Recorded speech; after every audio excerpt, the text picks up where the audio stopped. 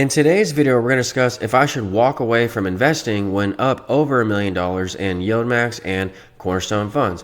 Yieldmax and Cornerstone helped me earn over $500,000 per year in dividends, as you can see below, and we're up 47% for the year, over 47%. The S&P is up 26, the Nasdaq's up 32, the Dow's up 16, and the Russell's up 15. We were also up over 50% for the year just a week ago, and that begs the question, should I have walked away when up over 50% in my account with Yieldmax and Cornerstone funds? Yieldmax and Cornerstone help me live financially free from 9 to 5. If you need help doing the same, email me for my e-guides at akintodd48@gmail.com. My margin debt has risen to over $700,000 recently, and that's because of the dip we saw in Cornerstone last week. So I was using that dip to add to my margin debt. So my dividends of over $500,000 per year will normally pay back my margin debt in around 1 year. But because of the opportunities that I'm seeing in the market recently, like with Cornerstone, like with semiconductors, like Broadcom, you saw the move that we got in Broadcom yesterday, up 27%. Due to these dislocations I'm seeing in the market, again, my margin debt has risen to over $700,000. But I'm not worried about my margin interest because I've negotiated it down twice. Many of my clients who bought my e-guides did the same thing, because when you buy my e-guides, you get my phone number for life, and I'll text you that script whenever you're ready. My margin leverage also goes away so fast over the course of a year that I'm not worried about the leverage, because again, it'll be gone in around 1 year. It's just increased lately, again, because of these opportunities I'm seeing in Cornerstone and select areas of the market like semiconductors. So should I have sold everything and walked away from my account when I was up over 50% for the year? You're going to be asking yourself the same thing when you're up. Should I walk away? Should I sell out? Well, I have 5 key points I want you to consider. First of all, if I did sell Cornerstone, for example, I would have had to pay taxes because I was up over 50% in Cornerstone. Y'all seen my tax lots with Cornerstone. I was up over 60% in my Cornerstone shares recently. So should I have sold out? Well, if I had sold, then I would have had to pay taxes on my gains. Cornerstone is return of capital. That means it's tax-free until you sell. Cornerstone is a 4-star fund, and it has a 21% dividend that it sets at its NAV every year. So you get the 21% dividend with Cornerstone. That's why it's a 4-star fund. And it moves upper left to right on its chart, on a 10-year chart, as you can see here by the Morningstar chart. But it also gives you these 20% premiums every month when you drip the 21% dividend down at the NAV with Cornerstone. So one reason why I didn't want to sell is because I didn't want to lose out on these drip gains, okay? If you sell out of Cornerstone, not only do you have to pay taxes, because again, Cornerstone dividends are tax-free until you sell, and I would have missed out on the 37% premiums that we get when we drip our Cornerstone dividends down at the NAV. Of course, Cornerstone premiums are now only 27% because Cornerstone had a pullback recently, so I couldn't have sold Cornerstone because I would have had to pay taxes on my return of capital shares, and I didn't want to miss out on that special drip. Now, we had a dip down in Cornerstone recently, and many were wondering if this was the rights offering. Well, it was not the rights offering, but the premiums were over 30%, and you have to watch the thresholds. So again, let Cornerstone tell you when to sell. Play Cornerstone properly around its rights offerings and premium thresholds. If you need help playing Cornerstone properly, that's in my Volume 4 e-guide. When you buy my e-guide, you get free access to Discord for life, where we alert you of the Cornerstone rights offering announcement, and we also discuss Cornerstone here, okay? So the Discord chat room and I were all over the Cornerstone rights offering announcement recently. There was no rights offering announcement, but we had a mini RO, and so we were all on top of that. I was shorting shares personally of Cornerstone because I don't want to, again, pay taxes and lose that special drip for Cornerstone. So I was boxing Cornerstone shares here, all right? When I box Cornerstone shares and I short them against the longs, that lowered my maintenance to 5%, okay? So I didn't want to sell Cornerstone or Yieldmax for that matter when they're at the highs, because I can just short instead, and then I lower my maintenance to 5%. Maintenance is the key to everything that I do here at this channel, okay? So Cornerstone's maintenance is only 30%, whereas Yieldmax maintenance is usually 50% in E-Trade. But when I box Cornerstone, I lower my maintenance to 5%. That's how I keep my available withdrawal so high, okay? Available withdrawal is what you need to watch when you want to avoid margin calls. So my account's over $1 million in value, but my available withdrawal is over 300,000. That means that we can withstand over 20% corrections in the market at all times and still avoid margin calls, okay? The key to that is having low maintenance names. Like I just said, Cornerstone is low maintenance, but when I boxed Cornerstone, which allowed me to keep Cornerstone without selling and paying any taxes or losing my special drip, that again lowered my maintenance to 5%.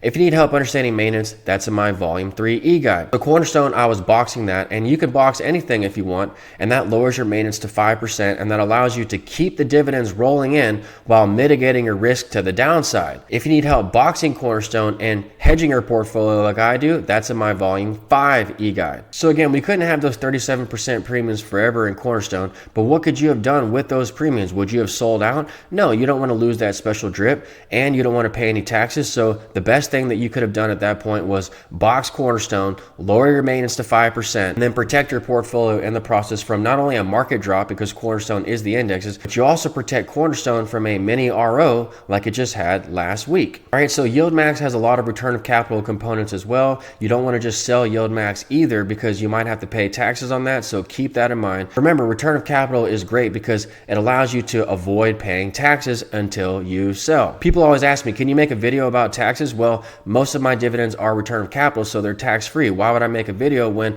I don't have to pay any taxes on my dividends until I sell? All right, Broadcom, on the other hand, if you remember 2 weeks ago, I did a video on Broadcom saying we're reaching generational buying opportunities in semiconductors, especially Broadcom, and I like Broadcom because it had a 1% dividend or so, but when I'm using margin, I like to use indexes with dividends, and Broadcom is a large part of the indexes, but it doesn't have a big dividend, so I sold that for a gain. And again, I hope y'all enjoyed the video on Broadcom and semiconductors recently.